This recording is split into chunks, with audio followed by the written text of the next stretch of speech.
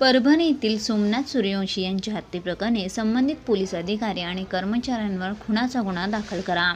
तसेच भारतरत्न डॉक्टर बाबासाहेब आंबेडकर यांच्याबद्दल अपशब्द वापरणाऱ्या केंद्रीय गृहमंत्री अमित शहा यांनी राजीनामा द्यावा यासह विविध मागण्यांसाठी वाळवा तालुक्यातील डॉक्टर बाबासाहेब आंबेडकर अनुयायी यांनी भव्य मुखमोर्चा काढला.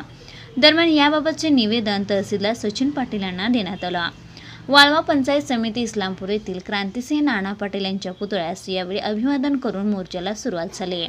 इस्लामपूर शहरातील झरी नाका, आझाद चौक, लाल चौक, गांधी चौक, यल्लमा चौक असा शांततेत मुखमोर्चा निघाला.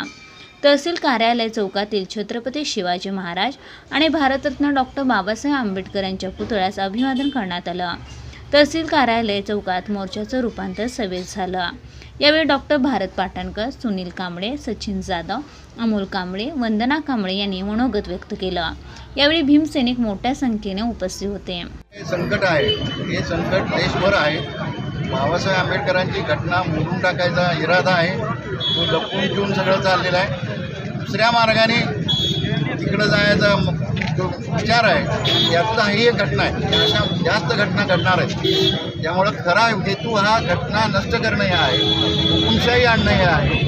आणि दुसरा हेतू जो आहे तो बाबासाहेब आंबेडकरांना जे सगळ्या देशातले लोक मानतात, त्या बाबासाहेब आंबेडकरांचा अपमान केला तरी कोण आमचं वाकड करतो अशी पूर्वी पंड्यामध्ये आहे. आणि म्हणून हा जो काय आंदोलन आहे या आंदोलनामध्ये आम्ही एवढ्यावर थांबणार नाही.